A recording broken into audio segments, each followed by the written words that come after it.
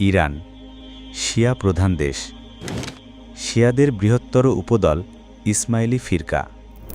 এ সম্প্রদায়কেই বাতেনি বলা হয়। তারা নবীজির আনিত শরীয়তকে জাহিরি শরীয়ত আখ্যা দেয় এবং নিজেদের বানানো কল্পিত বাতিনি শরীয়তে বিশ্বাস করে।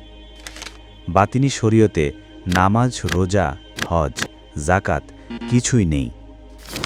তাদের শাসন ব্যবস্থায়ও ছিল না শরীয়তের ছিটাফুটা। আল্লাহর বিধিবিধান মুছে দিতে এরা সর্বোচ্চ চেষ্টা চালিয়েছে। নিজেদের মন গড়া পদ্ধতিতে ইবাদত করত। যারা তাদের ধর্মহীন এসব কর্মকাণ্ডের বিরুদ্ধে সমালোচনা করতেন তাদের নির্মমভাবে হত্যা করত। বাতেনিদের উত্থান, উদ্দেশ্য, আকিদা, শাসন ইতিহাস, বিভক্তি ও বর্তমান অবস্থান নিয়ে এটি একমাত্র বই।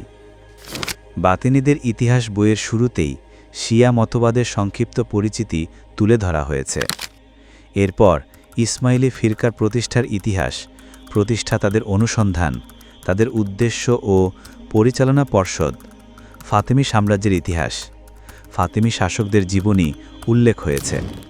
আরও উঠে এসেছে বাতিনি শরীয়তের নামে মানুষকে ধর্মহীন বানানো এবং এ মতবাদ প্রতিষ্ঠার জন্য উলামায়ে কেরামকে নির্মমভাবে হত্যাসহ ইসলাম ধ্বংসের ক্ষেত্রে তাদের যাবতীয় অপকর্মের ফিরিস্তি।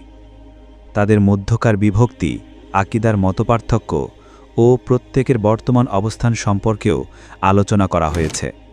বর্তমান প্রেক্ষাপটে বইটি পড়া একজন সচেতন মুসলমানের জন্য আবশ্যক।